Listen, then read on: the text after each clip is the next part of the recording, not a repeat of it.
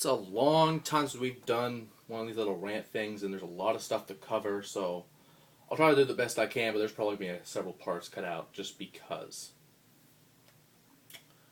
But a lot of them maybe aren't as current as they used to be. Some of them are still, so I'll go through them quickly as possible. First of all, the Olympics were, just ended a few months ago, or a few weeks ago, I don't remember exactly, but it ended really recently. And there was so much stuff I wanted to talk about. Most of it I might have forgotten since I was planning of doing one of these, but it was going to happen a while. But I'll try to go through bullet points really quickly from what I remember. It might not be the best memory, but I'll see what I can do with this. And if there's anything I can remember, I'll save it for another time.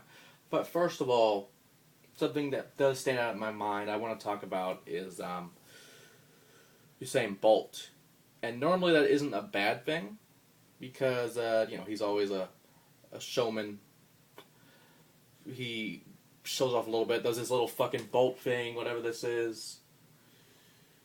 And at first, the first few times it's funny, it's great seeing that, and I love it. But, after every race, he wins. And don't get me wrong, the guy is fast, but he also has a really tall advantage, being the taller guy of runners. He has to run pretty, not as much as like maybe a 5'10", 5'11" runner, or even shorter, because there's a lot shorter runners than a 6 foot. I would want to say 6'5", maybe give or take a few inches of Usain Bolt. But every time I see that little Bolt thing he does, it's a little disrespectful in my mind. Because I remember when my grandpa talked about, he wanted to, when he coached track for over 30 or so years, God rest his soul, but when he did, he wanted to show them the utmost respect. And that same respect would be shown by the people he coached. Not only on the track, but off the track.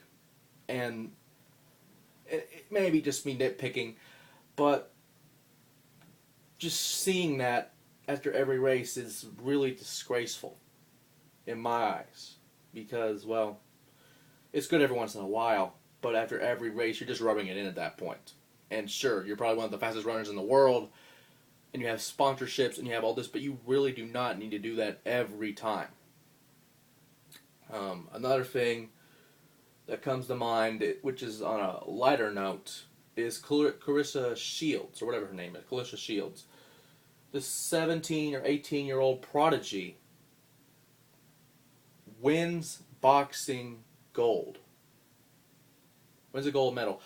One of the only few in the United States boxing team to win gold. The men were completely shut out, so it doesn't matter if men are male or female. One of the few to even get gold. Even win gold. And there were so many, like Nicole Adams and Katie Taylor and so many others. But the guys were completely shut out, which for once I'm glad that happened. I actually don't care. Because we have great people, but the women's boxing scene for a while has been horrible. A bunch of mismatches, a bunch of not even close title fights, people that shouldn't have been fighting for titles, stripping of titles, the whole 9 yards you could think of boxing promoters and all of that shit. And finally we're seeing a little bit better things, like since we just saw, Mia St. John and Christy Martin fight in a rematch, and several others that are coming up that are, the next generation of fighters, not people that just retired. And that says something, not just only when she goes pro, because Miss Shields has a hell of a future if she goes pro. She decides to go pro, and that might ignite the women's boxing scene once again. But it's been a joke. It's basically, you think of the UK when you go to the fairs and the carnivals and the fairgrounds, and you see, back when boxing was just an attraction. Women's boxing was just an attraction, just like when you see people wrestle bears or whatever. Or whatever they have nowadays. I don't remember. But that's the stuff that pops out of my head right now. but mostly it came down to the opening and closing ceremonies. Because there was so many things that we'd be talking all day if I said everything that happened in the Olympics. But they were great, because there's great moments regardless. And I'm not going to go for all of them, like Andy Murray winning gold, Serena Williams winning gold, the Williams sisters winning gold, Misty May Trainer, and they had a girl winning gold, and an All-American final, I should add, and some of the other things as well. But at the end of the day, the closing and opening ceremonies were amazing. With, like, the Queen fucking going like James Bond and going out of a helicopter with parachutes, to the reuniting of the Spice Girls in the closing ceremonies. As well as, there was a fucking octopus, I swear to God, in the middle of all that, and it was doing a fucking wave during one of the Beatles songs, I Am the Walrus or whatever, or it was doing the wave at one point. I was laughing so hard when I saw it happen. It was like a giant fucking inflatable octopus doing that. And Russell Brand did an amazing job with the Beatles songs, as well as his recreation of the old Willy Wonka movie, not the Charlie and the Chocolate Factory shit, but the original one we all know and love, which I think is when they go straight into the factory, the first room, and it's if you remember the movie, it's before they go into the fucking boat and you see the chicken getting his head cut off. That's all I remember from that point, but and so many other things as well, so many reunions, so many great things, and we could talk about the Olympics all day, and I would have a clear memory, but that's just the stuff I remember exactly from there. But I'm not going to talk about all of it, because there's so much you can talk about in every sport. Not just this one that I mentioned, but every sport. And we're just going to go from that very quickly, because there's some stuff I've been holding back on. I couldn't even talk today, but still. One of those things was when Abraham Washington got released.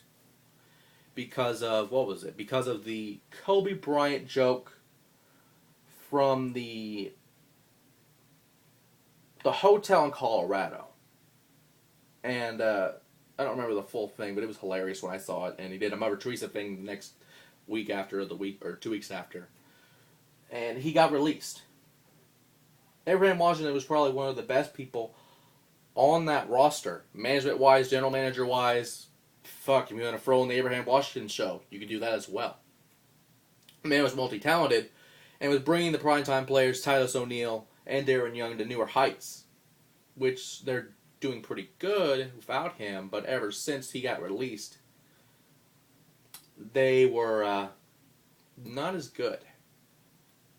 It's like every few towns need a mouthpiece and a manager of some sort. They could have easily brought in Armando Estrada for that, but, you know, it is what it is. But the funny thing is, with all his ranting on Twitter and all that, some of it makes me laugh, some of it makes me disgusted, and sometimes it makes me feel that they made the right decision, but at the end of the day, they lost and made their talent at the end of the day.